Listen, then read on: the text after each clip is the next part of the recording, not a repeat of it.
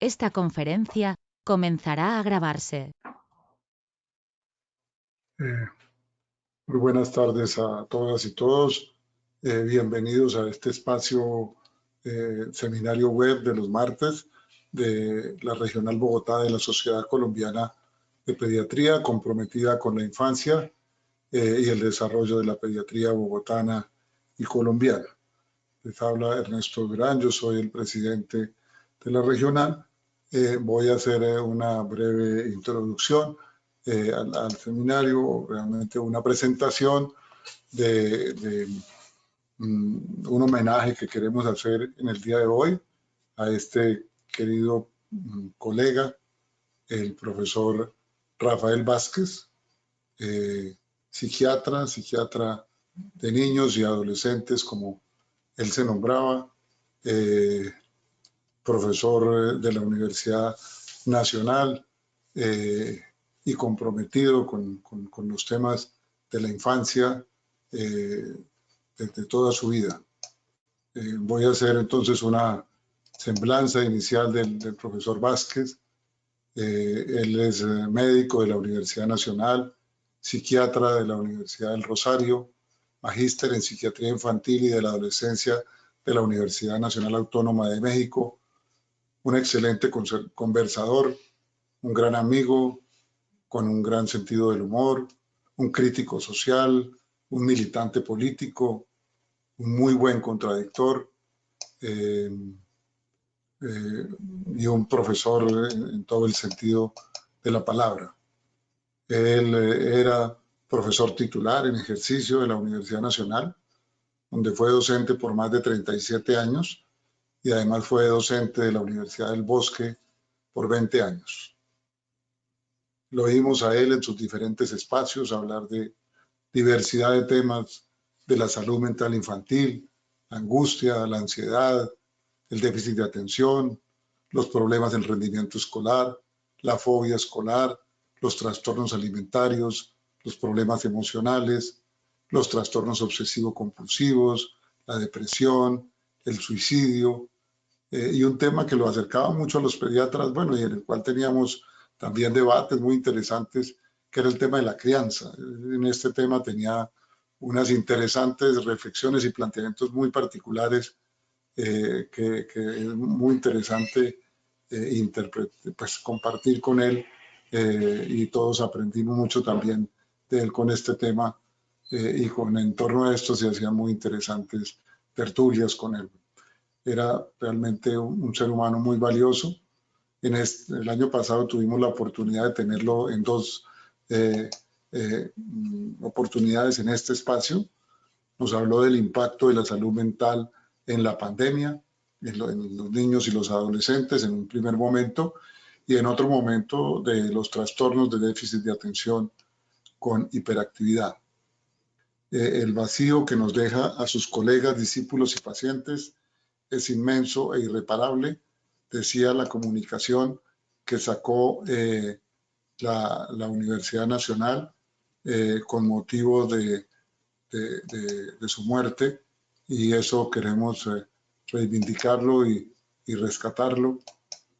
Nos deja un gran vacío. Nosotros pues produjimos esta nota de recuerdo en la cual queríamos resaltar la parte final. Su entrega y compromiso con la salud mental de las nuevas generaciones son un legado para todos nosotros. Entonces, con este legado vamos a continuar trabajando y también esto, pues para explicarle la situación, hoy uno de nuestros conferencistas programado era el doctor Pablo Vázquez, pues él es el hijo del doctor Rafael Vázquez, y pues consideramos que en esta situación y estando en un momento de duelo, a pesar de que él se ofreció, digamos, muy gentilmente a si era necesario hacer la presentación, pues como ahora va a comentar nuestra moderadora, hemos tenido otra invitada en el día de hoy. Y siguiendo desafortunadamente con este acostumbramiento casi que estamos viviendo a la muerte en estos últimos días, en el día de ayer falleció este otro querido colega, el doctor Nelson Pardo Ojeda, pediatra, también de muchos años de trabajar en diferentes espacios, en el hospital infantil, en Clinical Country, en diferentes espacios compartiendo con muchos colegas. Y queremos, como lo hicimos ayer, también hacer un homenaje. Decíamos de él que nos queda su bondad, su sonrisa y la entrega que él tenía a su profesión. Igual entonces queremos hacer un abrazo solidario a sus amigos, algunos seguramente aquí presentes, a su familia, igual a los amigos y la familia del doctor Vázquez. Entonces, antes de dar inicio y para dar la palabra a nuestra moderadora, voy a pedir que todos guardemos un minuto de silencio en recuerdo de estos apreciados colegas.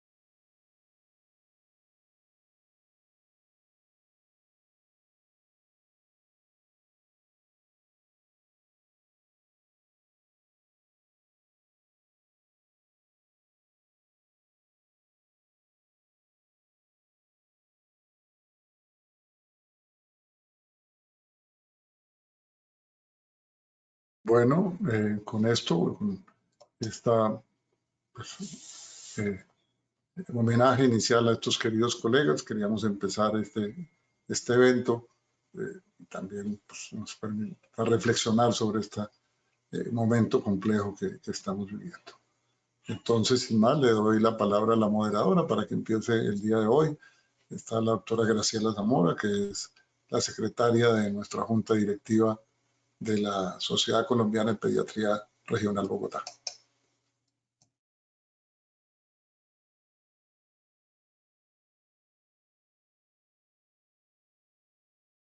Bueno, muchas gracias, Ernesto. Buenas noches a todos nuestros compañeros, amigos y colegas. En consonancia con lo que dijo el doctor Ernesto, pues lamentamos el fallecimiento de nuestros colegas, el doctor Vázquez y el doctor Pardo. Y como bien lo dijo él, pues hoy a nuestro seminario web estaba invitado el doctor Vázquez, el doctor Pablo Vázquez, que era uno de nuestros panelistas, que iba a tocar el tema del comportamiento del COVID en población pediátrica en Colombia. Pues ya lo dijo muy bien él, por razones del duelo, pues decidimos que realmente no era conveniente que él estuviera acá, aunque él gentilmente se ofreció. Y entonces vamos a presentarles a nuestros invitados. Nosotros vamos a contar hoy con la jefe Diana Sofía Ríos. Ella es enfermera magíster en salud pública, profesional especializado del grupo de análisis de la Subsecretaría de Salud Pública. Ella nos va a hacer un contexto de lo que viene sucediendo con la población pediátrica desde el momento de la pandemia.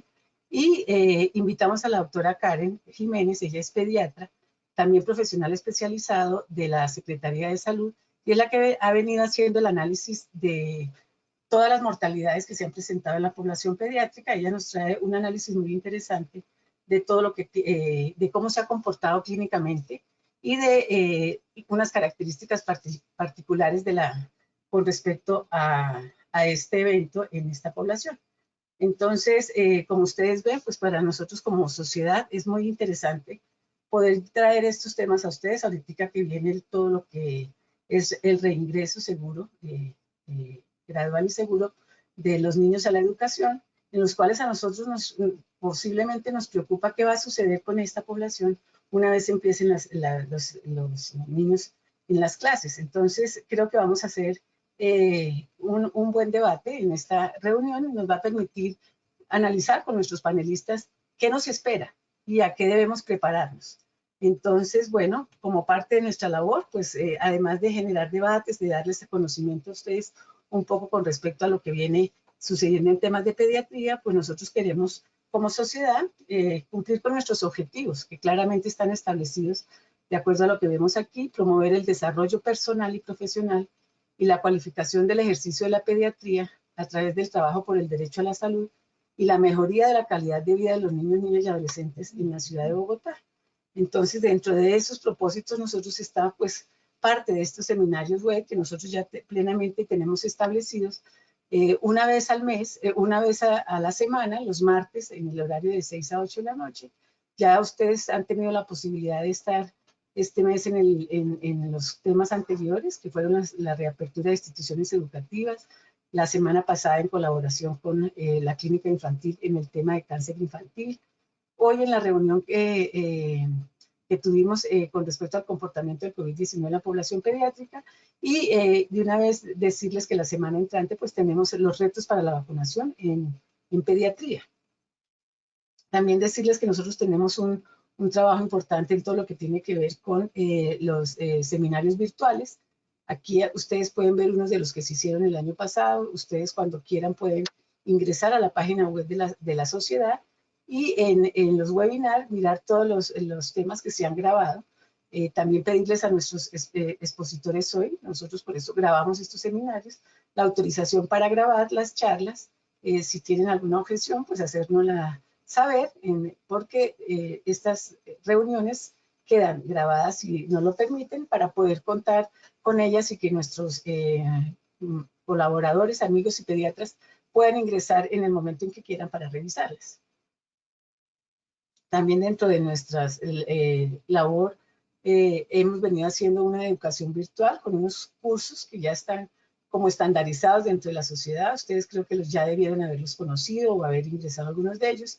Tenemos el curso básico de cuidado paliativo en niños y adolescentes que se viene haciendo periódicamente de una forma regular y que ahora es importante decirles que ya se va a hacer un diplomado que ya empieza la otra semana. Nosotros ya lo estamos difundiendo y en el cual nos gustaría que pudieran ustedes entrar, evaluar, mirar. Hay unas consideraciones para los afiliados con un costo más bajo que el estándar establecido. Y bueno, está muy interesante. Contamos con la Sociedad Colombiana de Cuidado Paliativo, con el apoyo de ella, y creo que va a ser un curso que es muy interesante, en el cual sería muy bueno que pudieran conocerlo, mirar y inscribirse los que quieran y difundirlo si es importante. También tenemos unos cursos que también se han venido haciendo en forma regular, como el curso el de hipotonía, y también se tiene planteado hacer un curso que ya para evaluar los problemas en el desarrollo, que ya también está, digamos que se está diseñando, está en este proceso, esperando a que a mediados del año podamos poderlo implementar. Tiene un objetivo, hacer la evaluación del desarrollo infantil, diagnóstico temprano e identificación de problemas del desarrollo. Y bueno, creemos que va a ser muy interesante para todos los pediatras el abordaje de este tema para nosotros. Decirles también que este año la revista de pediatría, la única revista pediátrica de Colombia, cumple 80 años y esperamos celebrar en el segundo semestre este evento. Recordarles y animarlos a que ustedes escriban también sus artículos y que en esta revista, acuérdense que digamos que es nuestra representación a nivel nacional, y aquí podríamos escribir, publicar nuestros artículos. Sería muy bueno para todos nosotros promoverla.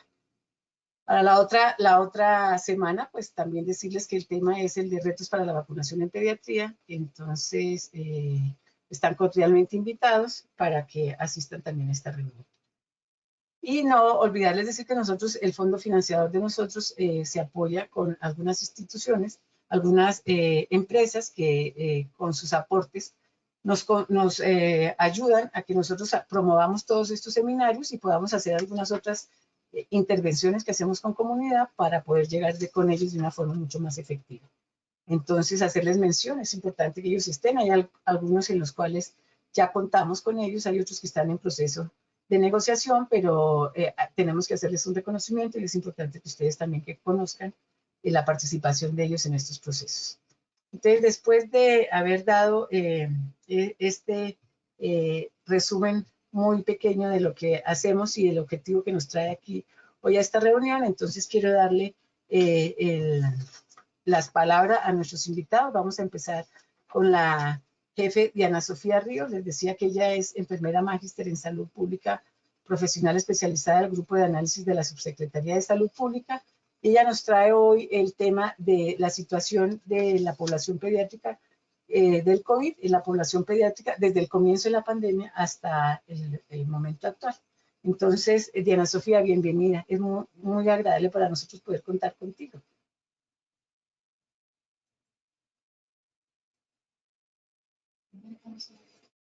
Muchísimas gracias por la invitación. Muy buenas tardes, un cordial saludo para todos y todas. Quisiera confirmar que están viendo mi pantalla completa. Sí, Sofía, sí la vemos. Muchísimas gracias. Entonces, bueno, el día de hoy, como bien lo mencionó la doctora Graciela, pues he sido invitada para hablarles del comportamiento en la población pediátrica respecto a COVID-19. Sin embargo, para hablar de la población pediátrica es bueno, digamos que mencionar un contexto general de la situación del COVID en la ciudad, teniendo en cuenta que no es posible que estemos dialogando de los niños sin ese contexto general. Entonces, esta información que les voy a presentar claramente hace parte de la información que sale de todo el sistema de vigilancia epidemiológica que se tiene a nivel distrital.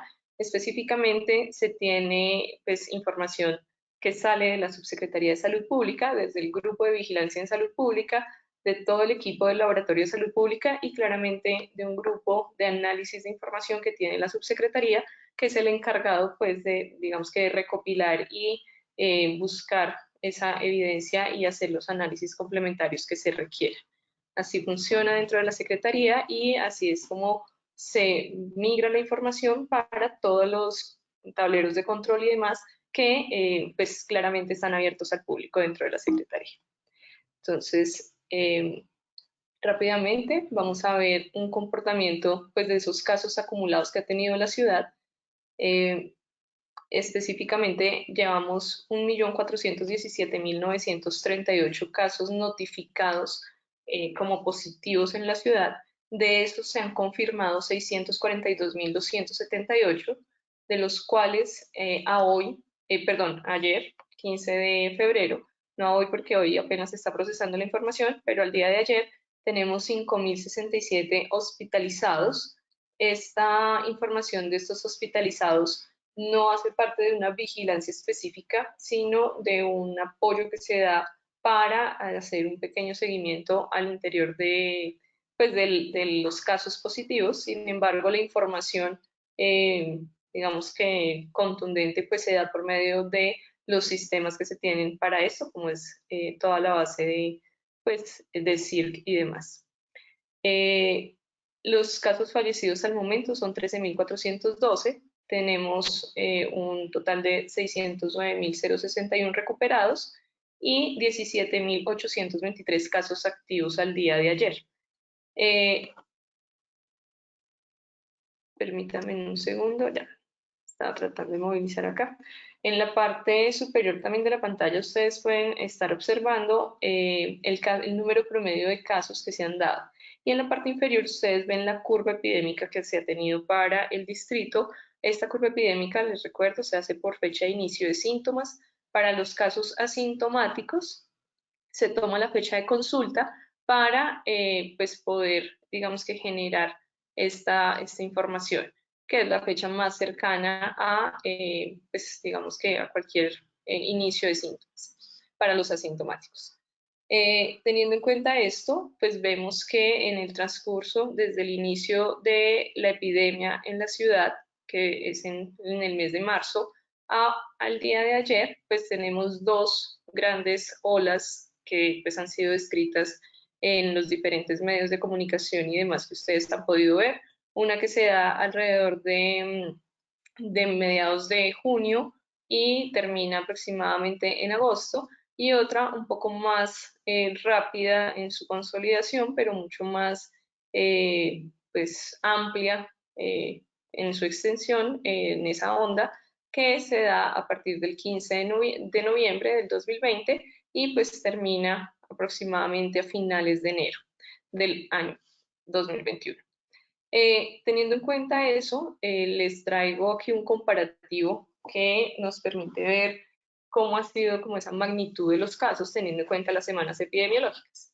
Entonces, para el primer momento, que es la primera ola que les referencio, se da a mediados de junio y termina en agosto, aproximadamente en la semana 31 se da el mayor número de casos en esa semana, con 3.520 casos.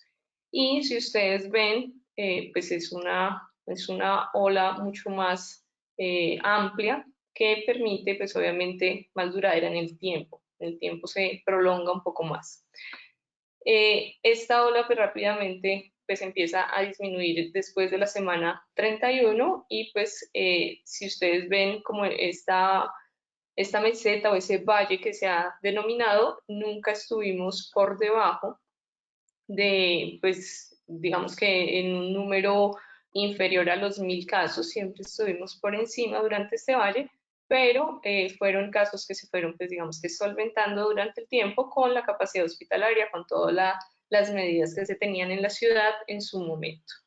Sin embargo, a mediados de noviembre se empieza a ver ese aumento, pues, mucho más rápido en el número de casos que se presentan en el día a día, y se evidencia que en promedio para la semana epidemiológica 1 del mes del año 2021, pues se tiene ese aumento en el número de casos, 5.743 casos, y si ustedes se dan cuenta, casi que se duplica ese número de casos promedio por semana epidemiológica, siendo la semana pues que más casos hemos tenido. Si hiciéramos una línea pues que nos atravesara aproximadamente pues en el número de casos en las dos olas, ustedes logran ver cómo es ese aumento, y pues claramente esto es una epidemia pues propagada, por lo tanto pues es esa forma pues que no es tan continuo pues el número de casos. Hay días que se tienen más, otros días que se tienen menos, pero pues hace parte de las condiciones que se tienen de la epidemia.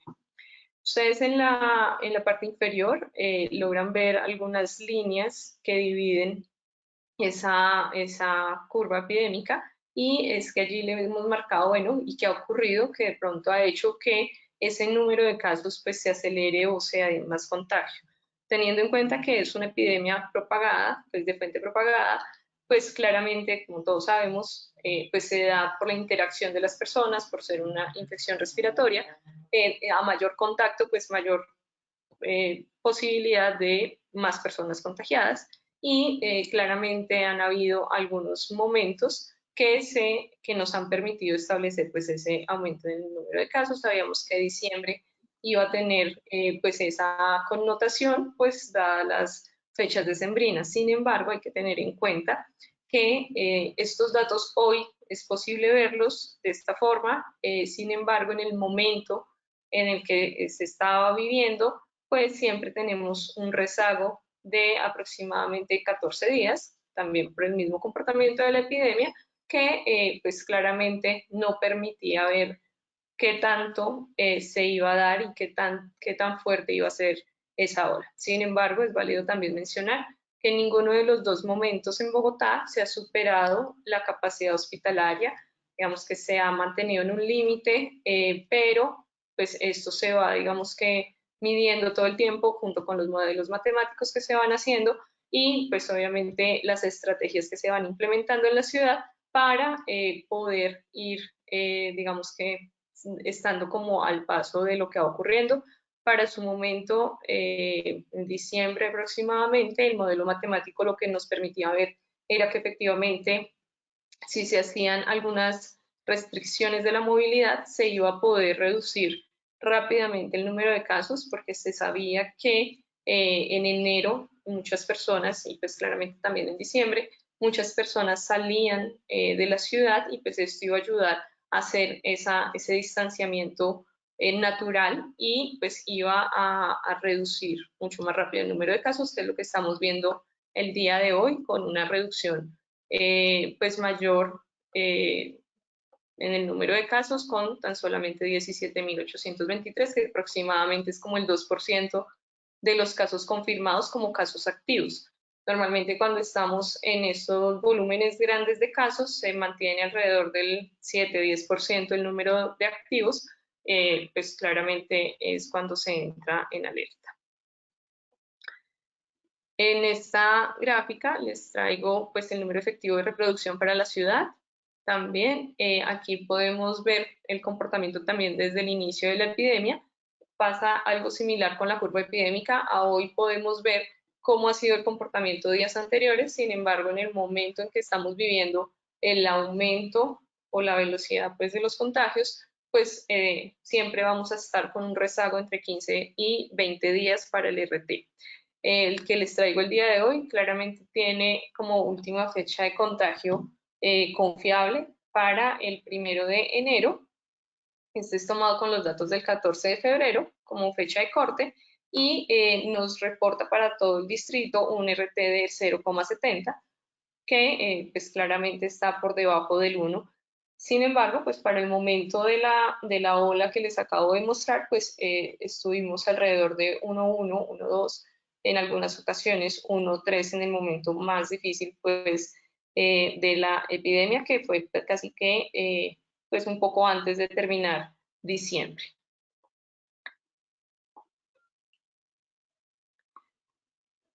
Aquí quiero mostrarles cómo ha sido pues el comportamiento de esos casos activos, de esos 17.000 casos activos que les conté, por localidad.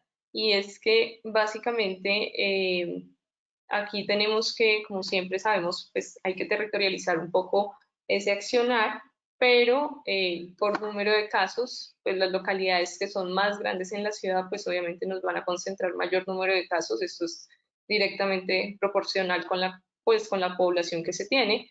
Y por tasa, pues las localidades más pequeñas de la ciudad, pues claramente por tener ese denominador tan bajo, se nos van a elevar un poco más. Y pues claramente localidades como La Candelaria, Santa Fe, Los Mártires, que son localidades relativamente muy pequeñas, con una población, un volumen de población menor, pues claramente están en los primeros lugares. Sin embargo, pues aquí en casos activos, en la tasa de activos, pues vemos como Chapinero, Puente Aranda, que no son consideradas localidades tan pequeñas, pues están como liderando el grupo, seguido de Teusaquillo y Usaquén. Este contexto pues, de casos activos, recuerden que esto siempre se hace por localidad de residencia, no de ocurrencia, sino de residencia, para tenerlo presente. Aquí vemos ese comportamiento ya por QPZ, que también es muy importante para poder pues, saber cómo está esa ciudad en casos activos.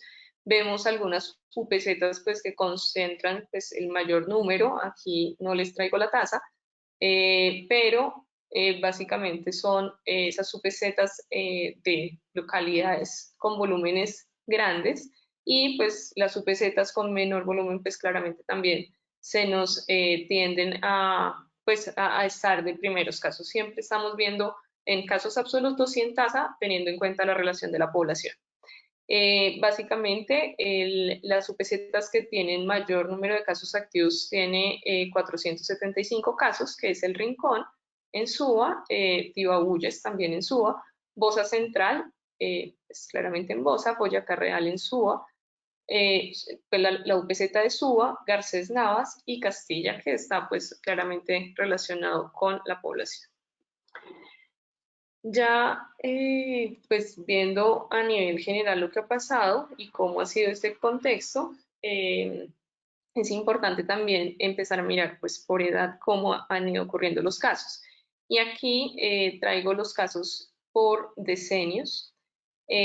Por decenios que podemos ver básicamente en los casos acumulados. Primero vamos a mirar la gráfica que está más a la izquierda. tenemos un total de 642.278 casos acumulados en el distrito, los confirmados, y de esos menores de 19 años, aquí claramente al estar por decenio no, pues no hago la partición en los menores de 18, sino en los menores de 19, son 69.281 en lo que llevamos de la epidemia desde marzo hasta acá. Vemos también en la misma gráfica cómo ha sido el comportamiento por la tasa y pues claramente es la que nos permite compararnos con otros grupos etarios y pues vemos cómo las tasas en los menores de 19 años pues históricamente en lo que llevamos en la ciudad pues ha sido mucho menor que por ejemplo los de 60 años, 70 años y más, que también pues tienen un volumen de casos pareciera menor, pero su tasa es mucho mayor, o sea, la afectación es mucho más. Con respecto a los casos activos, los 17.823, pues tenemos en este momento 1.879 que corresponden a menores de 19 años. Es prácticamente el mismo comportamiento que hemos tenido para pues, el comportamiento acumulado. Sin embargo, aquí pues se resaltan los menores de 19. Sin embargo, es importante mencionar cómo ese comportamiento de los casos activos en números absolutos, pues está, digamos que se concentra en los de 20 a 39 años y luego entre los 50 y los 69 años. Y esto es bueno mencionarlo porque de igual forma pudiéramos decir que entre los 20 y casi que los 60 años es población económicamente activa que está en este momento pues saliendo a hacer sus labores diarias, a sus ocupaciones habituales y pues claramente son las que tienen mayor riesgo de contagio.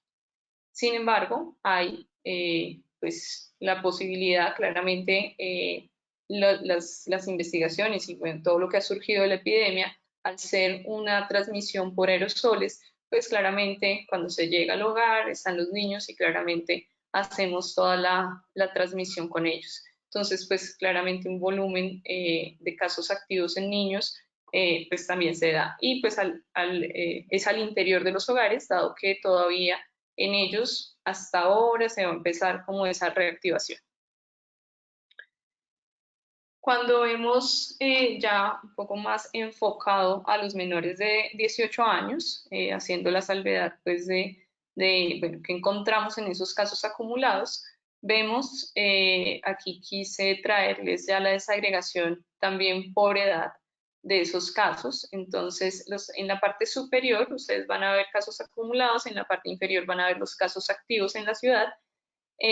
Tenemos entre 1 y 17 años o menores de 18, 52.420 casos. Ustedes pueden ver el comportamiento como a medida que pues se tiene más interacción social, pues claramente se va teniendo mayor número de casos. Sin embargo, en los menores de un año, que son los que están en la parte superior izquierda, podemos evidenciar cómo efectivamente los menores de un mes y los niños de un mes, o sea, pareciera que pues en las edades más cercanas pues que requieren más de esa estancia con adultos mayores, pues obviamente necesitan ese contacto con la mamá, puede ser en el momento de las interacciones pues de lactancia materna y demás, pues se tienen esos contagios, menores de un mes y un mes, luego pues como que se estabiliza o pues realmente se hace como esa meseta y prácticamente el comportamiento es muy similar entre los 2 y los 7 meses, por debajo de los 200 casos acumulados que llevamos hasta el momento. A los 8 meses un pequeño aumento y luego nuevamente sobre los 200 casos. Para los casos activos, vemos un comportamiento que era más o menos es similar en los meses que estamos más en contacto, en los primeros 3 meses de vida, pues se tiene, digamos que mayor riesgo. También, pues obviamente tiene que ver el sistema inmune, todas las condiciones pues del parto y demás que generan pues esa exposición que se tiene del niño. Luego puede empezar como a ver esa pequeña reducción en el número de casos, y luego ya cuando se acerca el año pues vuelve y aumenta, que puede estar también relacionado con esa mayor, digamos que interacción de los padres con ese ambiente exterior, pues ya empezar a tener una vida social del niño y pues obviamente también un poco más de contagios. Si los vemos entre los 1 y los 17 años, vemos un comportamiento muy similar al acumulado, que si bien en casos activos en este momento pues estamos por debajo de 100 casos para casi que todos los rangos de edad, pues excepto para los 16 y los 17 años que alcanzamos a tener alrededor de 120 casos, el resto se mantiene casi que por debajo de los 100 casos y pues esto a nivel distrital pues nos da un total de 1.358, que realmente es un porcentaje muy bajo para pues el total de la población infantil en la ciudad. Alrededor de 2 millones, un poco más, 2.700.000 de niños hay menores de 18 años en la ciudad, y claramente pues es un número realmente muy, muy bajo, si lo miráramos por población. Sin embargo, pues también es importante mencionar cómo ha sido ese comportamiento o cómo está actualmente el comportamiento de los niños en hospitalización y en UCI. Específicamente, lo que podemos observar allí, yo les traigo aquí todos los grupos de edad para que también por decenios, aquí no tuve la oportunidad de hacerlo, pues digamos que en menores de 18, aquí estamos mirando decenios para que lo tengamos presente, que se incluye los de 18 y 19 años en el grupo 2. Entonces, básicamente tenemos entre los 0 y los 9 años en este momento en el seguimiento, como les dije al principio. Este seguimiento no es el estricto que se hace pues con los sistemas de información, sino lo que logramos captar con la base y el seguimiento que se hace a casos positivos de COVID. Tenemos 268 casos de 0 a 9 años y 146 entre los 10 y los 19 años en hospitalización al corte del 15 de febrero. En UCI actualmente se tienen 18 de 0 a 9 años y 10 niños de 10 a 19, o pues adolescentes también, y jóvenes entre los 10 y 19 años, que representa aproximadamente el 2,3% del total general de los casos que están en UCI o que pues, se reportaron en UCI al día de ayer, como positivos que están en UCI, por causa, pues obviamente por COVID. En cuanto al contexto distrital, los casos fallecidos en el distrito, vemos también, aquí les traje la curva que se da de fallecimiento por fecha de mortalidad. Aquí en esta curva, pues también nos permite ver cómo fue ese comportamiento en las dos curvas. Si ustedes se dan cuenta, pues fue casi muy similar. No tuvimos un número mayor de casos para este segundo momento, esta segunda ola de contagios. Aquí lo que hemos visto y analizado es que claramente se da pues, un poco más de fallecimiento a edades más extremas, como por ejemplo los mayores de 70, 80 años, fueron los que pues, se afectaron un poco más que en el primer pico. En el primer pico estaba un poco más distribuida esa mortalidad entre de los 50 en adelante. Sin embargo, aquí vemos esa concentración un poco mayor en los mayores de 70 y 80 años. Esto no quiere decir que, pues, obviamente hayan sido los únicos, también hubo pues, mortalidad en todos los grupos de edad. Sin embargo, pues eso fue lo que, digamos que en las comparaciones que se hacen, llama la atención. El aumento pues, de ese porcentaje en esas edades mayores. Sin embargo, como les mencioné, aquí también se hace como las diferentes intervenciones que se han tenido en los diferentes momentos de la epidemia, intervenciones casi que todas poblacionales, comunitarias, en términos de esas restricciones que se hacen, pues digamos que de bloqueos en algunas localidades. Siempre hemos manejado grupos de localidades y pues también esas situaciones que de pronto llevan a que haya ese número de contagios que pues claramente hace que las personas que tienden a agravarse pues tengan esa complicación y pues posteriormente la muerte. En ese comportamiento también territorial, lo que vemos es que el número de casos fallecidos, quise traerles los últimos del 30 de enero al 13 de febrero, para no traer un acumulado que claramente nos va a mostrar cómo se ha condensado pues, en esas zonas de mayor población.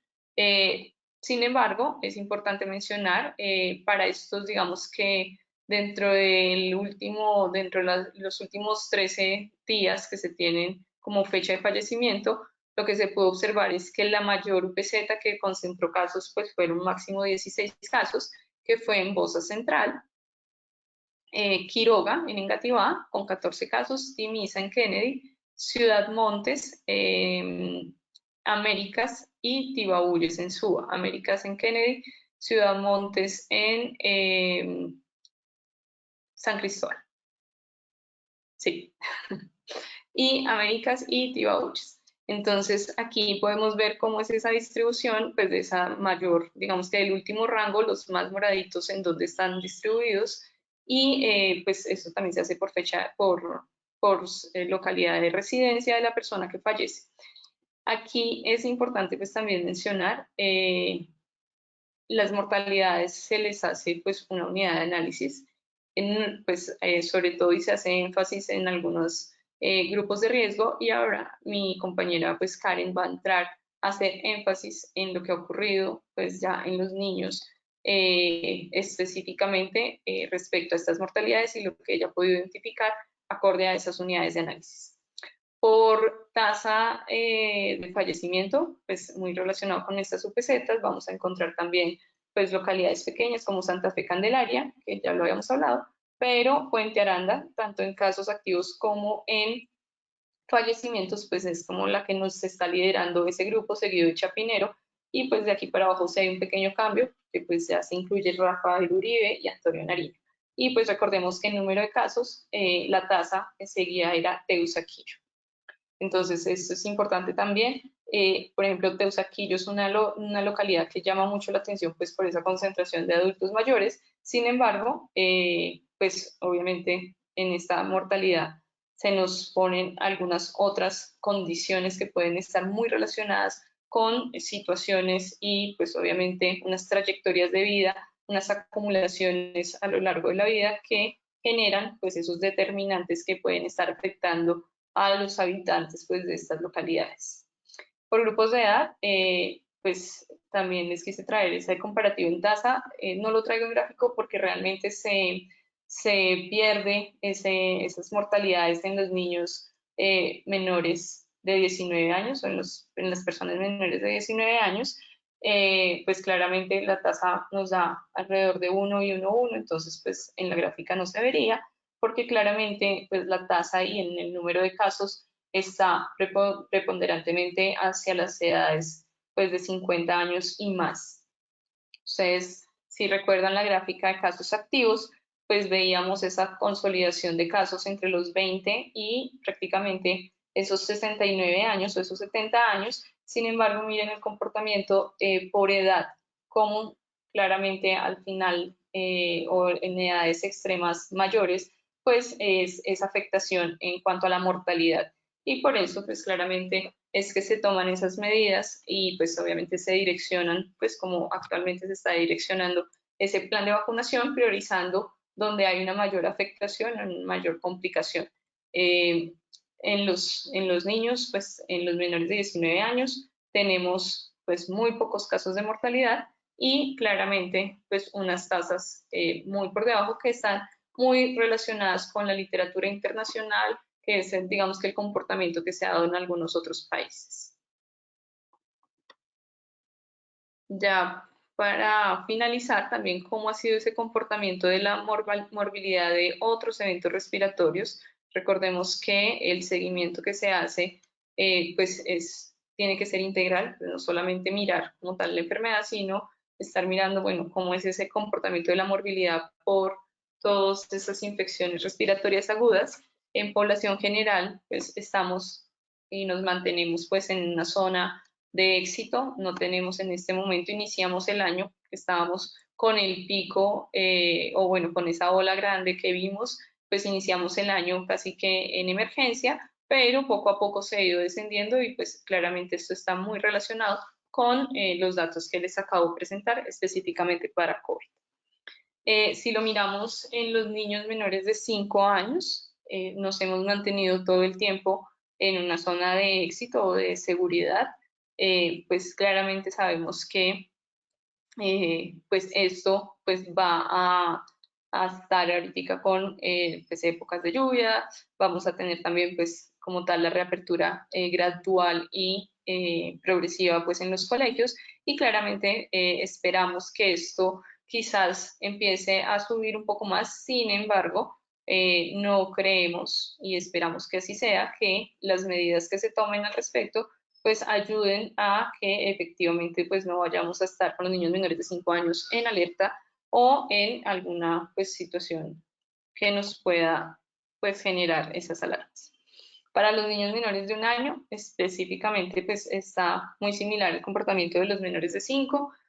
No hay en este momento ninguna alerta y pues estamos bien. Entonces, esta era, digamos que ese comportamiento general que se tiene del pues como tal la enfermedad de COVID a nivel distrital, muchas expectativas respecto pues a lo que venga de aquí en adelante. Esperamos que el comportamiento y pues digamos que los datos, pues claramente sabemos que por ser una infección propagada y hasta que no tengamos esa inmunidad de rebaño, pues que claramente estamos ya trabajando y pues con todas las medidas que se están tomando a nivel nacional y distrital, sabemos que vamos a tener todavía pues algún tiempo en donde vamos a estar manteniéndonos de pronto con un aumento en el número de casos en población general.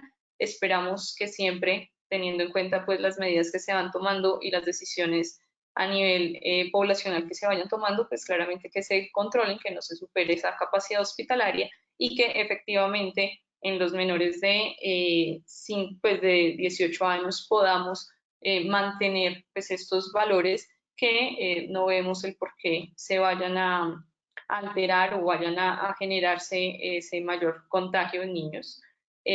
Como bien saben ustedes, hay, digamos que algunas situaciones que nos muestra también en las revisiones externas. Ya el Instituto Nacional de Salud pues ha publicado también un protocolo de vigilancia para el síndrome inflamatorio multisistémico en niños que pues está asociado a infección respiratoria aguda.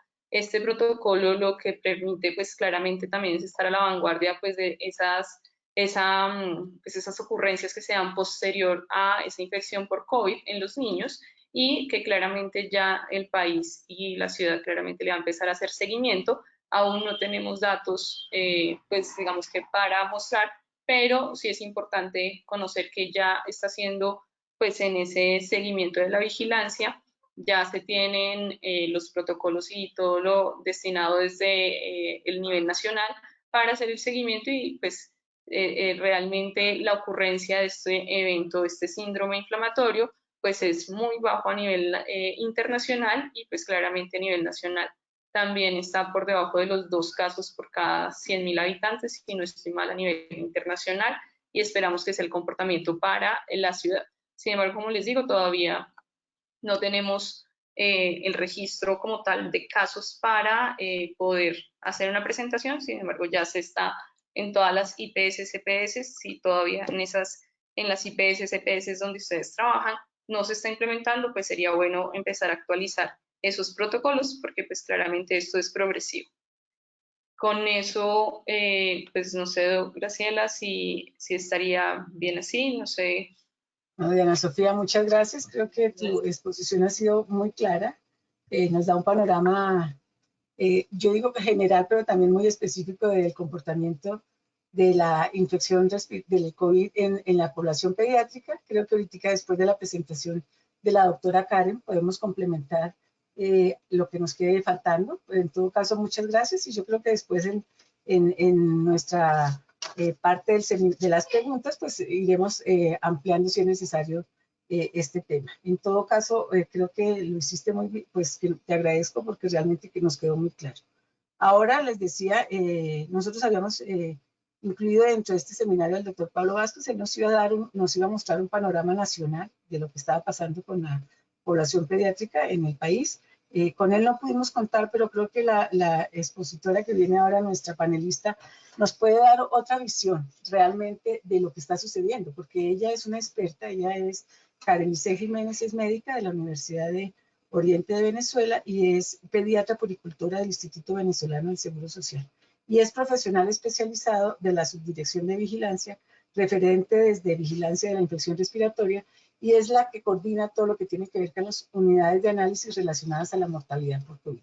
La presentación que ella hoy va a hacer básicamente es eso, el contexto clínico de la identificado en las unidades de análisis correspondientes a las defunciones asociadas a SARS-CoV-2 en la población pediátrica de Bogotá. O sea, creo que ella más que nadie nos puede decir cómo se han comportado estos niños que han muerto con SARS-CoV-2 positivo y que nos podría decir realmente cuáles son sus principales manifestaciones, sus principales comorbilidades. Entonces, le doy la palabra a la doctora Karen. Karen, bienvenida, muchas gracias por estar acá con nosotros.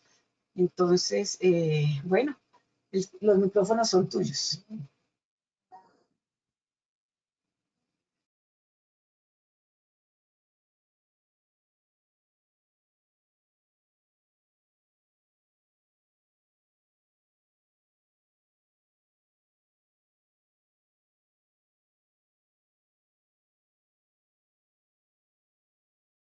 La doctora Graciela me va a ayudar a compartir la presentación para que por favor le permita.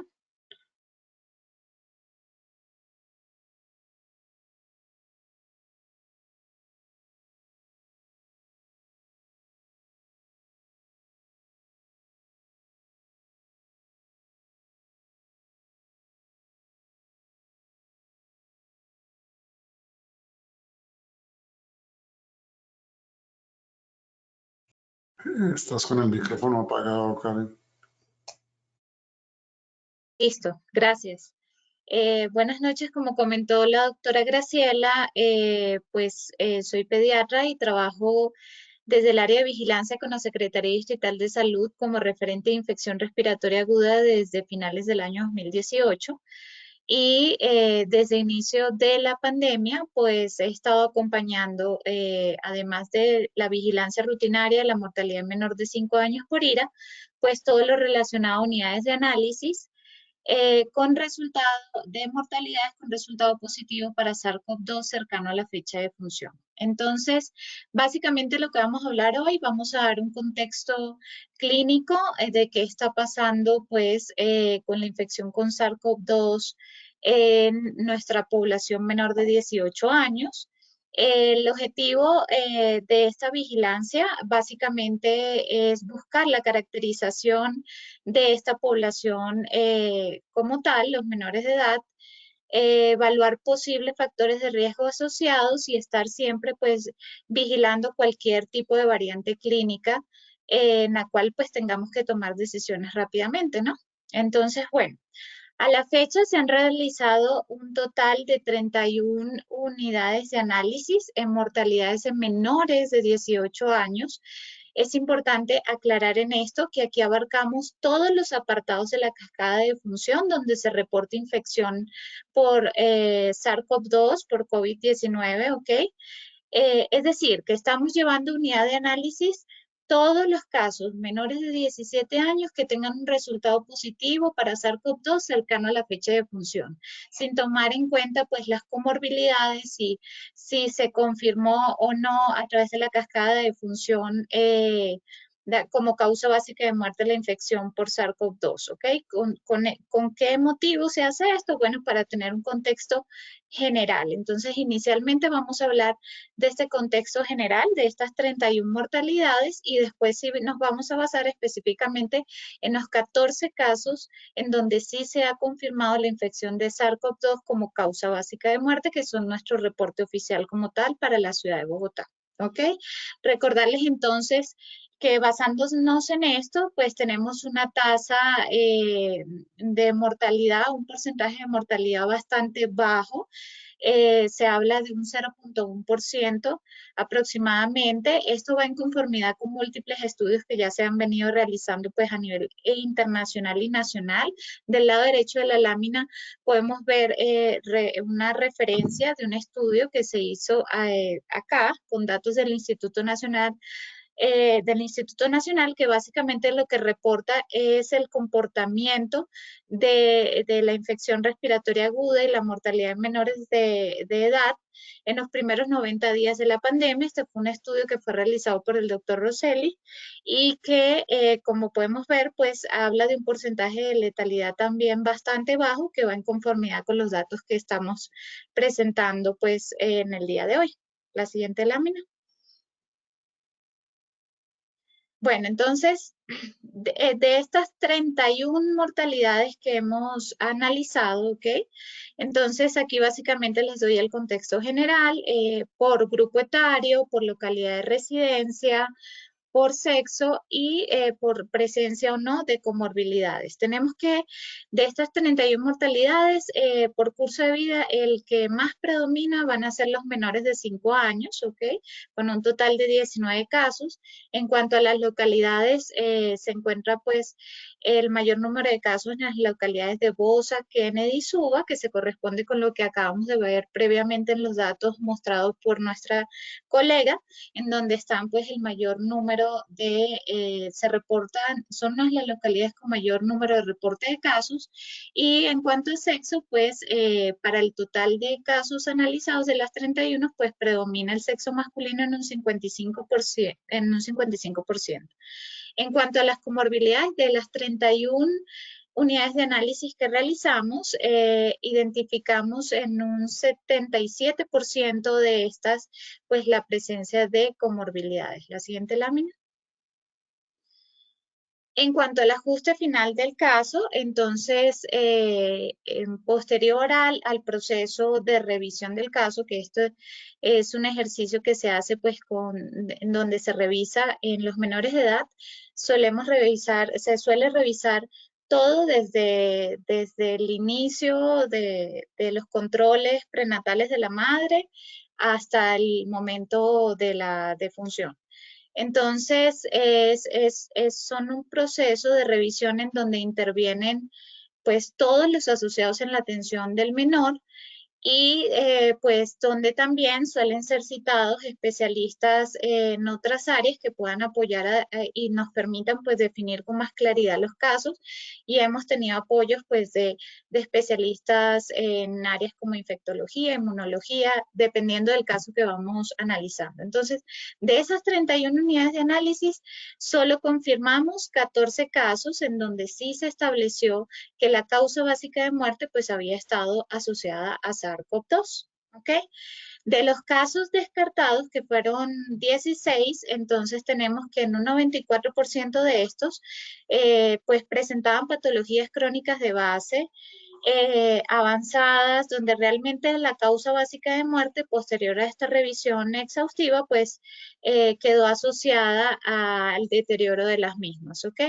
De estos 16 casos descartados, solamente en uno de esos 16 casos descartados, el menor no tenía comorbilidades de base, fue un menor de 1 mes de edad, pero con la particularidad de que este paciente pues cursó también con infección por virus sincitial respiratorio, y después de la revisión del caso pues nos dimos cuenta que desde el punto de vista clínico este paciente pues no presentó elevación de los biomarcadores propios ni cambios radiológicos asociados a infección por SARS-CoV-2, sino que finalmente el compromiso había sido realmente importante y con clínica florida y característica para el virus sincitial respiratorio, ¿ok? Tenemos un solo caso hasta los momentos no concluyente de todas las 31 unidades de análisis que se han llevado, en el cual estamos a la espera de varios resultados de pruebas inmunológicas para poder hacer una mesa de trabajo y poder definir esta mortalidad. La siguiente.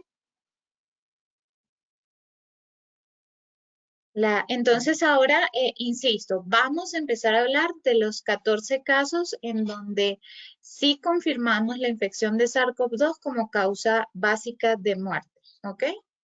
Vamos a hablar de la caracterización clínica.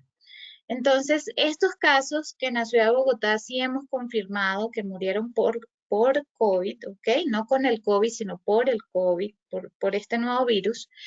Entonces tenemos que el mayor porcentaje de estas defunciones se siguen ubicando en este grupo de riesgo de 0 a 5 años de edad, ¿ok?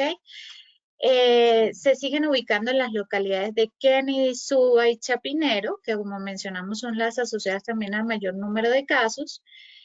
En el caso, en este grupo específico de estos 14 casos confirmados, aquí predominaron, fueron los del sexo femenino, ¿ok?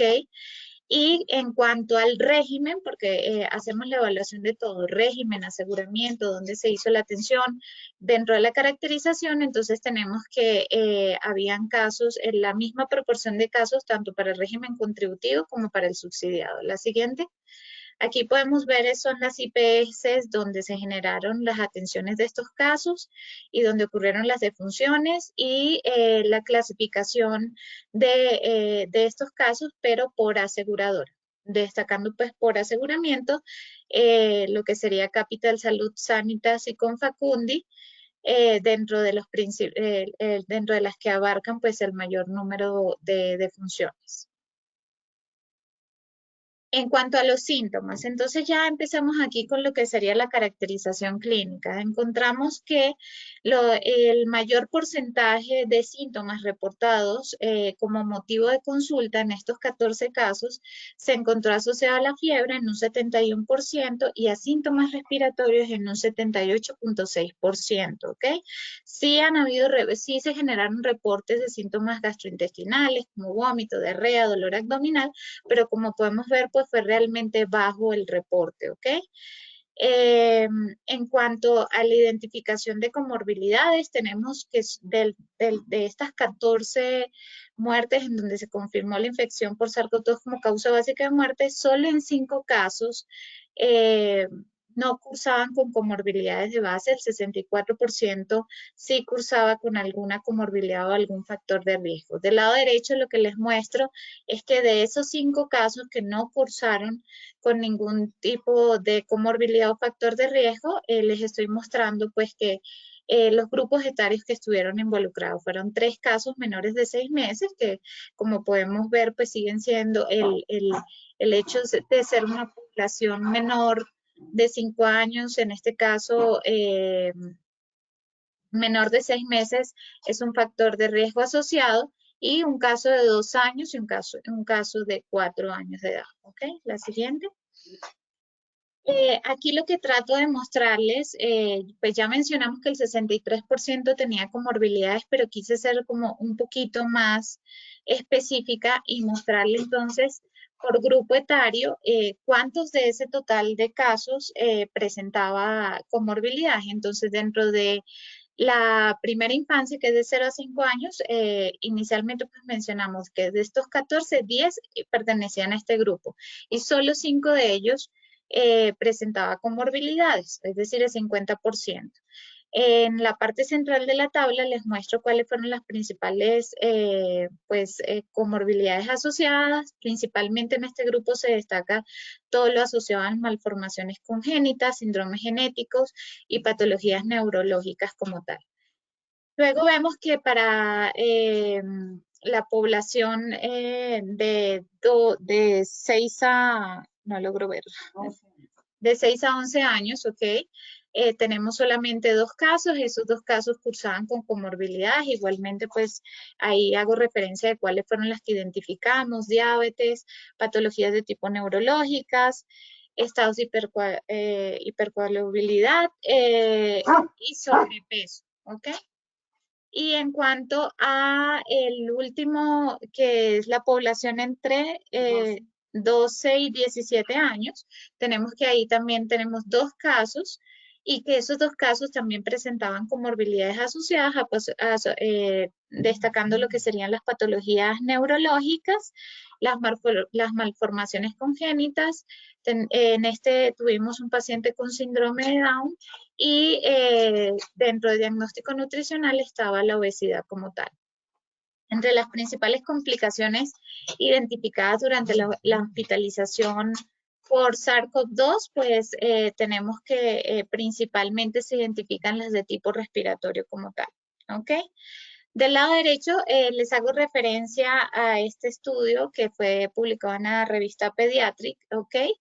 En donde este estudio pues tuvo la colaboración de múltiples pediatras de aquí, de Colombia, con especialistas de otros países y como involucrados como fue el Reino Unido, Estados Unidos, Chile, Brasil, Colombia, ¿ok? Básicamente que trató de hacer este estudio, se enfocó pues en el comportamiento clínico de los menores de edad que entraban a las unidades de cuidado intensivo, ¿ok? ¿Y qué es lo que pudimos ver acá? Bueno, que mucha de la información que se maneja en este estudio se corresponde con el comportamiento clínico que estamos teniendo en los menores de edad en cuanto a los principales grupos etarios, las principales complicaciones, en este caso como se refirió desde el punto de vista respiratorio, y también en cuanto a los paraclínicos. Entonces, siendo más específicos, aquí también desde el punto de vista clínico hablamos de los paraclínicos alterados para el momento del ingreso del paciente a área de hospitalización, en donde se tomó referencia de los que estaban elevados para ese momento y los paraclínicos alterados una vez que el paciente ingresa a UCI. ¿Ok? Entonces, para el momento de la hospitalización, lo que vemos principalmente pues es la leucocitosis como tal y la PCR seguida de la PCR. Esos son los paraclínicos que más nos llamaron la atención, la leucocitosis y la PCR para el momento de la hospitalización. Y para el momento del ingreso a UCI, lo que tenemos ahí sí empieza a manifestarse y con mayor porcentaje lo que sería la elevación del dímero D y la hiperferritinemia, ¿ok? Entonces, esto se corresponde con este estudio que se está haciendo y que todavía está en continuidad y se sigue alimentando de datos aportados pues por todos estos países mencionados previamente. Ahí se menciona y va totalmente, se corresponde totalmente con lo que pasó con estos 14 años, que para el ingreso se destaca dentro de los principales síntomas lo que es la fiebre y los síntomas respiratorios, y en cuanto a los paraclínicos destacan que para el área de hospitalización ellos evidenciaron principalmente leucocitosis y para el ingreso a UCI el principal paraclínico elevado fue el dímero D, igual que como vimos en nuestros 14 pacientes confirmados, ¿ok? La siguiente. En cuanto al total de casos con coinfecciones virales, bacterianas y micóticas, entonces de estos 14 casos donde se confirmó la infección por SARS-CoV-2 como causa básica de muerte, el 43% de ellos, 6 casos, reportaron algún tipo de coinfección. ¿Qué agentes etiológicos estuvieron involucrados? Pues los que vemos en la tabla. Tuvimos pues la parainfluenza en un solo caso, el virus sincitial respiratorio, el adenovirus, que son parte de nuestra circulación viral propia. Ok, de la ciudad tuvimos E. coli, Staphylococcus epidermidis, Pseudomonas, Klebsiella, neumonía, ok. Entonces, para mostrarles pues que sí hay un porcentaje de coinfección en esta población, ¿ok? En cuanto al uso de antibiótico-terapia, aunque no pues traje pues todo el disgregado de los esquemas de antibiótico-terapia que se utilizaron, pues sí les quise mencionar que en un 57% de estos 14 casos se utilizaron diferentes esquemas de antibiótico-terapia. En cuanto a los soportes y tratamientos médicos requeridos durante la atención por la infección, pues aparte pues de todo el protocolo que ya sabemos que está establecido en el manejo, quise destacar pues el uso de la ventilación mecánica invasiva, el uso del soporte renal y el ECMO, ¿ok? Entonces, de esos 14 casos, 13 casos requirieron pues de ventilación mecánica, tuvieron uso de ventilación mecánica invasiva. En un solo caso se reporta soporte renal y en un solo caso ECMO, ¿ok? Y en cuanto al área donde ocurre la defunción, pues tenemos que en 12 casos la defunción se generó en la unidad de cuidados intensivos y en 2 casos en el área de urgencias como tal, que ya relacionaremos con algo más adelante. En cuanto a la anoxia de contagio, pues como mencionaba también previamente mi compañera, entre más pequeños, más requieren de más cuidado y más asistencia por parte de los adultos, y aquí lo vemos, el 11 casos, que equivale pues al mayor porcentaje en cuanto a anoxia de contagio, estuvieron asociadas al núcleo familiar como tal. 2 casitos nos quedaron indeterminados porque los niños habían tenido recientemente desplazamientos para área de consulta, para hacerse algunos exámenes, pero entonces no sabíamos si realmente pues había estado asociado al núcleo familiar o a esos visitas a estas áreas que son de riesgo, pero también reportaban desplazamientos en transporte público. Entonces, había muchos riesgos asociados en cuanto a la anoxia de contagio y nos quedaron como indeterminados. Y un caso quedó asociado a un brote de paciente institucionalizado, que era un paciente que formaba parte de un grupo estaba dentro de una institución de adopción, de protección social, sí. Y ahí hubo un brote y ese pacientico pues se infectó ahí. En cuanto a la identificación de las demoras y debilidades, que es parte de las otras cosas que vigilamos dentro del proceso de las unidades de análisis, solo en 4 de estas 14 unidades de análisis se identificaron demoras como tal. Estas estuvieron asociadas en mayor porcentaje a lo que fue la calidad de atención y una sola demora asociada a acceso de atención logístico y referencia, ¿ok? Más adelante en las conclusiones pues haremos ya referencia específica a esto. La siguiente. En cuanto al promedio de días, tratamos de evaluar el promedio de días y de tomar en cuenta pues la evolución natural de la enfermedad. Como tal, pues tenemos esta gráfica que les voy a mostrar acá. De estos 14 casos, yo quise separarlos, ¿no?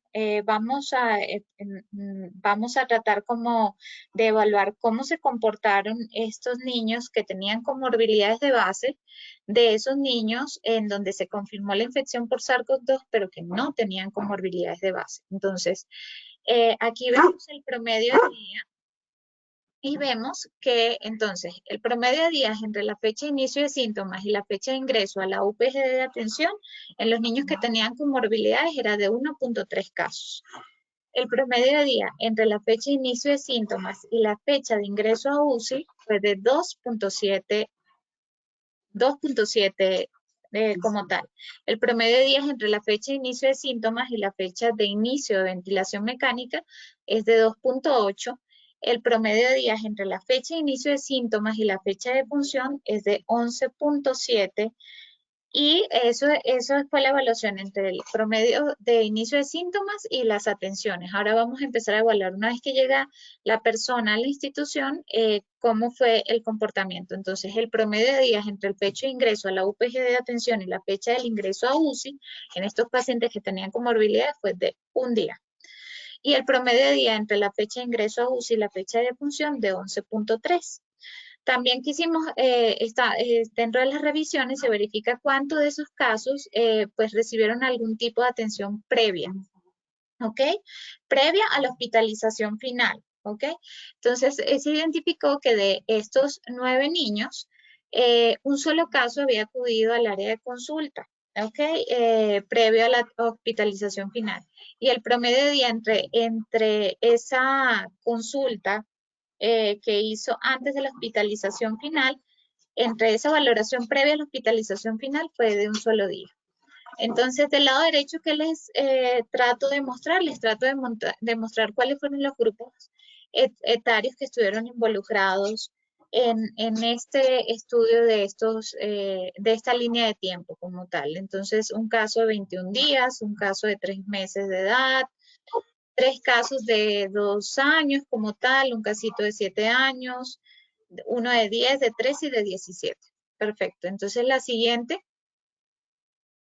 Entonces, aquí tenemos, el comportamiento en la línea de tiempo, cómo se comportaron estos niños en donde se confirmó la infección por SARS-CoV-2, pero que no tenían comorbilidades de base asociadas, que fueron 5, ¿ok?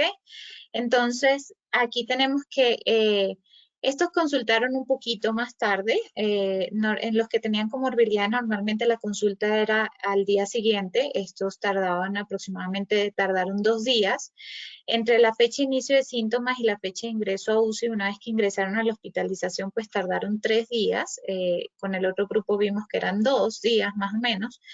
Entre la fecha de inicio de síntomas y la fecha de inicio de ventilación mecánica, 2 días. Aquí sí más se corresponde con el grupo anterior, pero aquí sí hay una diferencia, es que el promedio de días entre la fecha de inicio de síntomas y la fecha de función en este grupo fue de 2.5 días, ¿ok?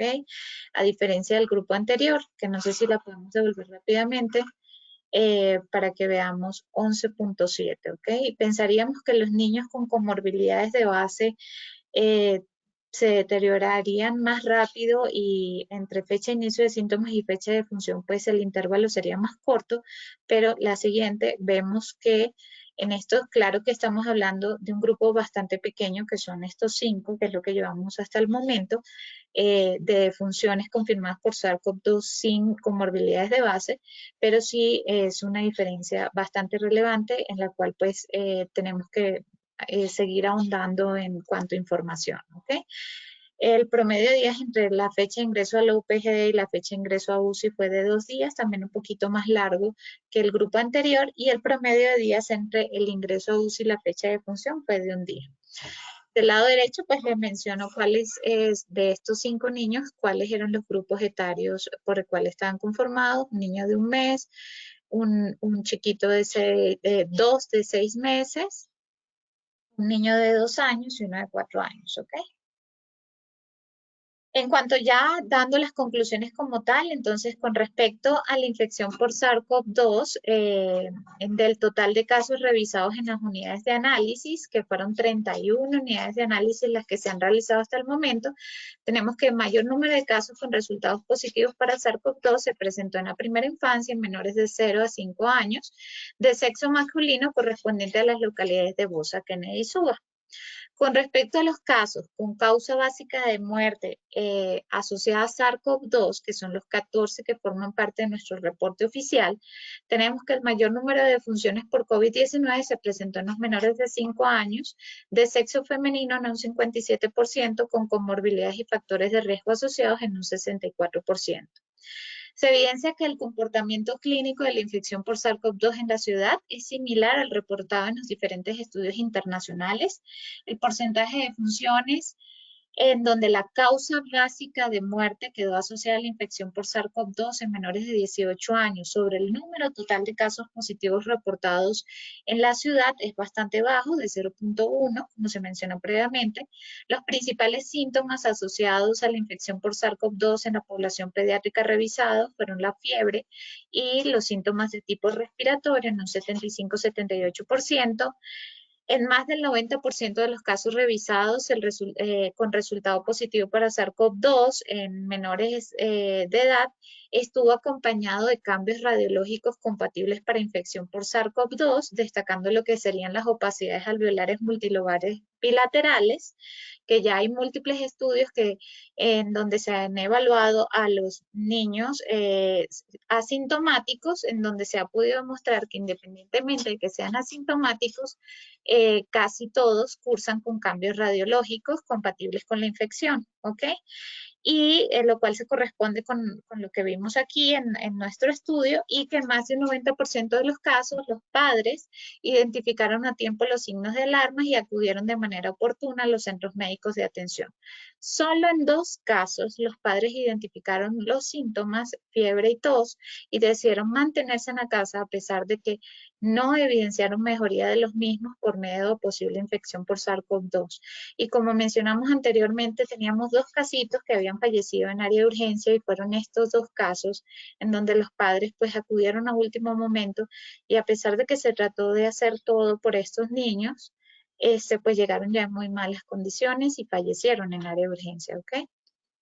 La siguiente, en cuanto a las debilidades identificadas, entonces tenemos que fallas en los mecanismos de seguimiento a los pacientes con comorbilidades para acceso, controles, medicamentos e ingreso a programas de crónicos fueron parte de las demoras que identificamos.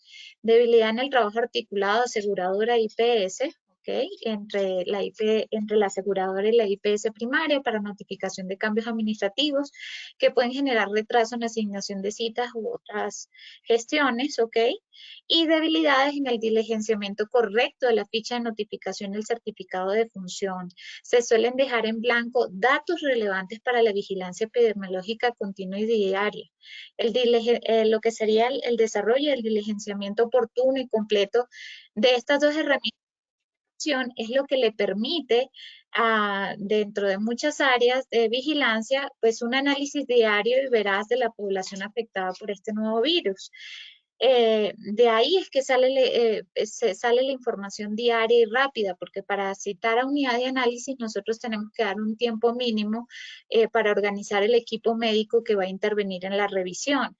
Si se hiciera esta tarea de diligenciamiento oportuno y veraz y completo, pues los datos pudiesen ser un poco más específicos. Y también resaltar algo que me pidieron desde Estadísticas Vitales, es que dentro del certificado de función normalmente no llenan pues la variable de etnia, que es importante para la caracterización de estas defunciones y esta población. Pues esta es la información y muchísimas gracias. Bueno, Karen, creo que tu presentación fue muy completa.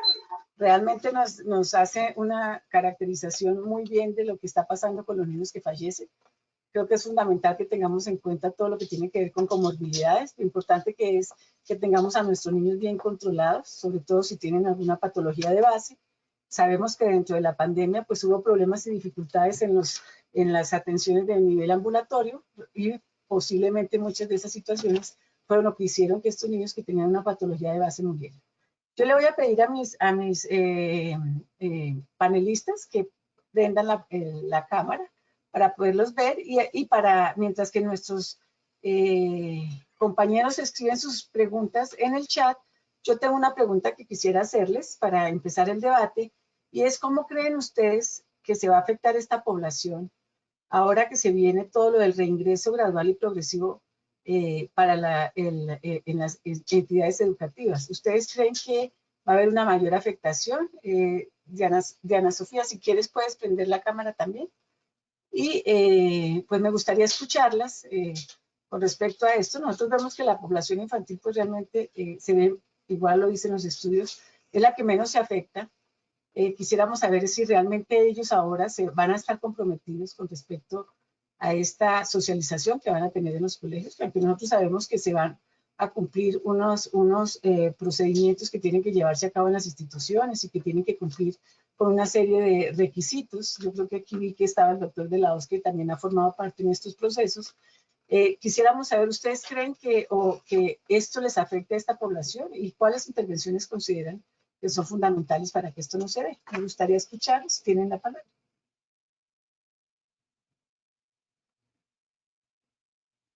Bueno, perfecto.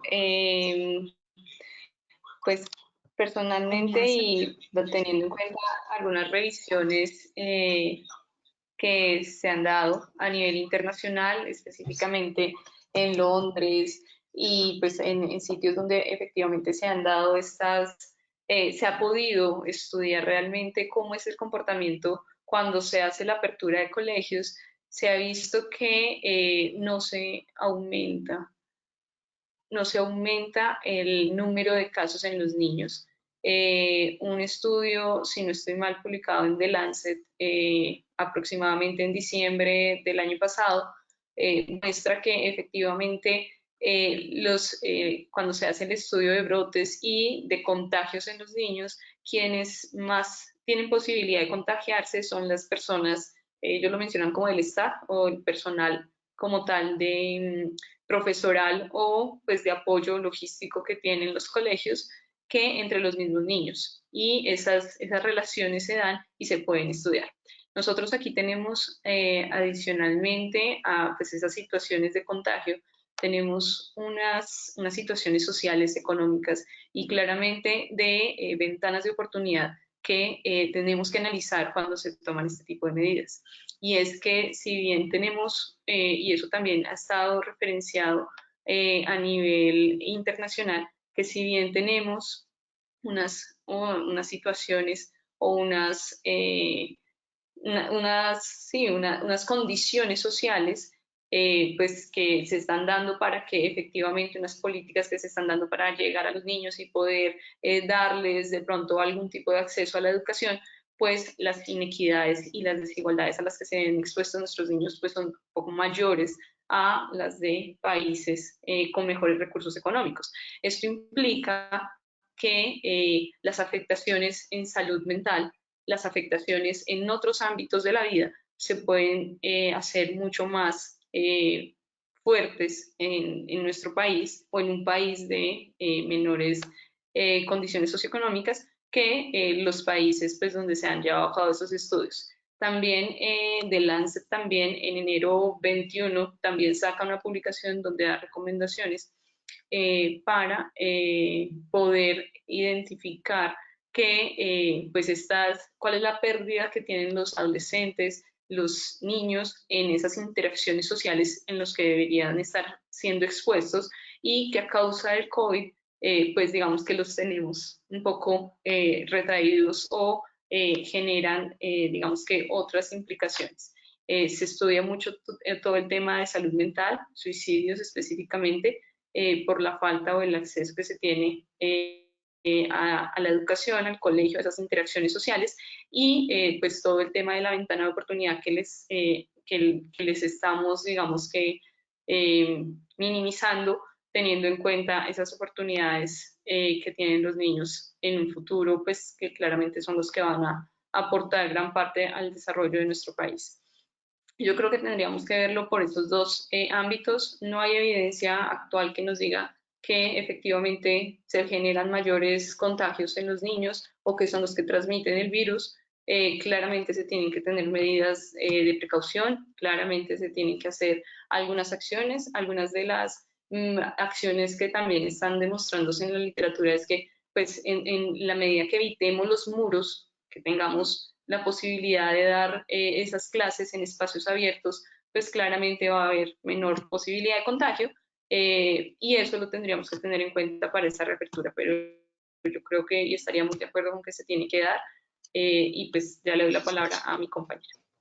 Bueno, Diana, muchas gracias. Creo que realmente lo que tú dices es muy cierto. Lo que tenemos que estar claramente seguros es que definitivamente lo que hay que hacer con esta reapertura es la vigilancia, es el seguimiento, es la identificación. O sea, tan pronto se presente un brote, yo creo que esto es algo que, o se empiecen a evidenciar síntomas, pues tendrán que generarse unas acciones que deben ser directamente proporcionales a lo que se presente.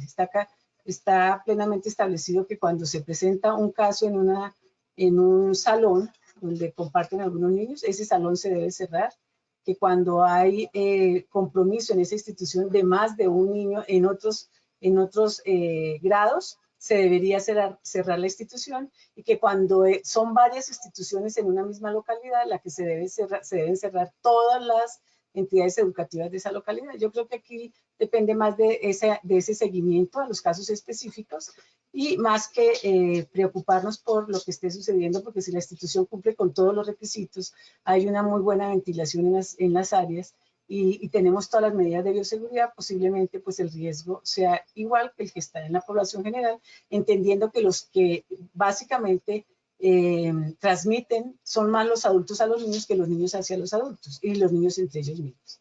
Bueno, yo tengo aquí ya unas preguntas que voy a generar, que son, la primera de ellas es para la doctora Karen, nos pregunta, ¿cómo era el estado nutricional de los pacientes fallecidos? No había diagnóstico de desnutrición, solo en 2 casos que ahí se los mostré en la lámina había un diagnóstico de sobrepeso, si no me equivoco, y en otro de obesidad, pero de desnutrición no. ¿Ok? Ahí en la lámina creo que les expliqué por grupo etario donde estaba pues el diagnóstico desde el punto de vista nutricional. Realmente, a diferencia de los adultos, no es lo que más se vio en la población pediátrica. Se veían otras comorbilidades, por lo que pude ver en el estudio de la doctora Karen, pero no necesariamente dentro de ellas la obesidad, que es lo que sí nosotros vemos en los adultos. Y la desnutrición. Exacto. No estuvo asociada tampoco a desnutrición. Y lo otro, también para la doctora Karen, es cómo se ha visto la mortalidad por COVID-19 en comparación a la mortalidad por otros virus y por neumonía bacteriana, doctora Karen. Entonces, pues dentro de la vigilancia de la mortalidad menor de 5 por ira o neumonía, que es parte también de lo que vigilamos rutinariamente y que no fue descuidado, sino que se mantuvo pues también en paralelo toda la revisión de los casos, lo que evidenciamos fue una disminución importante, ¿ok? Cerramos del año 2020 con una tasa de 6.2, si no me equivoco, del 2019 a el 2020 con una tasa de 2.2 aproximadamente para mortalidad por neumonía. Con una reducción de un más de 50% en comparación con el año pasado. Entonces, el principal virus que estuvo involucrado en las mortalidades, en estas mortalidades, en específico para neumonía menor de 5 años, fue el virus sincitial respiratorio, lo cual nos dice que sí, siguen circulando nuestros virus como tal, pero no evidenciamos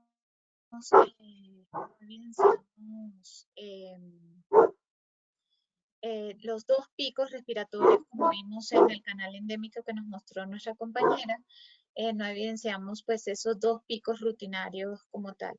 O sea, hubo una disminución importante en morbilidad y en mortalidad. Y dentro de los virus que circulan normalmente en nuestra ciudad, el que estuvo presente en paralelo con el COVID, que se logró aislar como agente etiológico en estas mortalidades en menores de 5, anexo a la infección por SARS-CoV-2, fue el virus sincitial respiratorio. Tenemos otra pregunta y creo que esto es para Diana Sofía. De acuerdo a lo que informan, las guarderías no deberían abrir. ¿Cómo se ha discutido esto? Creo que esto es más una pregunta para la Secretaría de Educación, pero creo que definitivamente lo que menos, o sea, no vamos a empezar por las guarderías. Yo aquí le complemento a doctora Karen, yo también trabajo en la Secretaría de Salud. Y es importante que ustedes sepan que vamos a empezar con la educación formal, digámoslo así. Claro, sí que se está pensando que en los primeros grados que deben empezar son los más pequeños, pues se ha visto que ustedes ven y vieron dentro de las gráficas que mostró Diana Sofía, que los que más se contagian son los adolescentes. Tiene que ver mucho también con las relaciones sociales que ellos tienen, por la forma como ellos se distribuyen. Es mucho más fácil que mantengan el distanciamiento los niños pequeños, son como más cumplidores de las normas en el sentido, mucho más manejables y nos podrían permitir que el distanciamiento físico se diera de una forma más regular. Está recomendado empezar por esos grados pequeños, pero no por las guarderías. Eso como para que lo tengamos claro, que es lo que, para responderle al doctor de la voz, que es el que nos hace la pregunta, y eso que básicamente pues es lo que está planteado. No sé, Diana, si tú quieres complementar. Sí, es muy similar a lo que tú estabas diciendo, solamente para complementar que las guarderías va a llegar el momento en que se tienen que abrir, sin embargo, se requiere un trabajo mucho más fuerte de acompañamiento para, pues obviamente, las personas que están involucradas, que quizás puedan o no tener esa educación formal de cuidado a los niños y porque algunas guarderías sí tienen pues ese profesional, digamos que ya con esa trayectoria y esa educación específica para los niños, pero aquí también pues tenemos madres, vecinas, personas de la comunidad que están haciendo pues esa función y que pues claramente se requiere un mayor acompañamiento para que esto sea mejor. Pero en términos de reactivación económica, la ciudad, el país tiene que llegar allá. Esperamos que pues se abone camino para lograrlo, para que las madres de estos niños pues también puedan salir a trabajar y pues obviamente los padres, madres de los niños puedan salir a trabajar y a efectuar pues claramente su desarrollo habitual o su vida cotidiana como se hacía antes de pandemia. Creo que tenemos que aprender a convivir con esto, pero nos toca todo, digamos que al tiempo y pues ir aprendiendo también pues de lo que nos va mostrando la literatura internacional, de lo que nos van mostrando países de la región alrededor de las experiencias, porque claramente antes de esto no había nada escrito y pues todo es un aprendizaje continuo. Para la doctora Karen, acá nos hace una pregunta. ¿Qué se espera en la morbilidad por otras infecciones respiratorias con el retorno a las instituciones educativas? Pues con apertura pues, del ingreso nuevamente a los niños pues a sus colegios y la reactivación de las actividades normales en estos grupos etarios, pues va a pasar lo mismo que ha pasado con el resto de los grupos etarios y con el resto de la población una vez que se fueron pues generando aperturas administrativas, económicas y todo lo demás, pues vimos que empezó a aumentaron los casos de infección por SARS-CoV-2, ¿no? Si nos vamos nuevamente a lo que es nuestra circulación propia de la ciudad, pues los virus no se han ido, ellos siguen ahí, ellos siguieron circulando durante todo el año pasado. Lo que pasa es que la población de riesgo, que eran los menores de edad, estaban encerraditos, guardados. Entonces, ¿qué es lo que esperamos? Que si salen, pues nuevamente, y si están expuestos nuevamente a lo que sabemos que circula normalmente, pues obvio que va a empezar a aumentar nuevamente la morbilidad. Recordemos nuestros dos picos respiratorios propios de la ciudad, uno que va de abril a junio, otro que va de septiembre y generalmente se prolonga hasta finales de diciembre.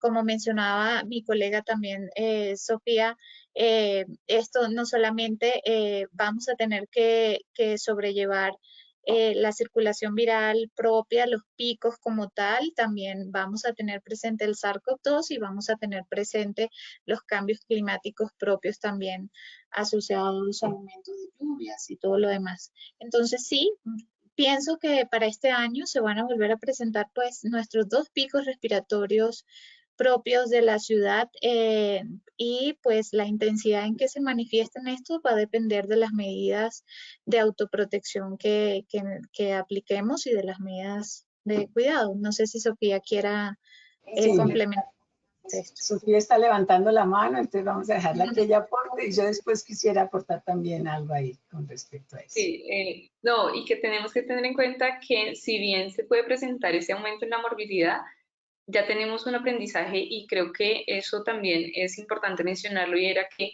en picos anteriores la comunidad en general no utilizaba tapabocas.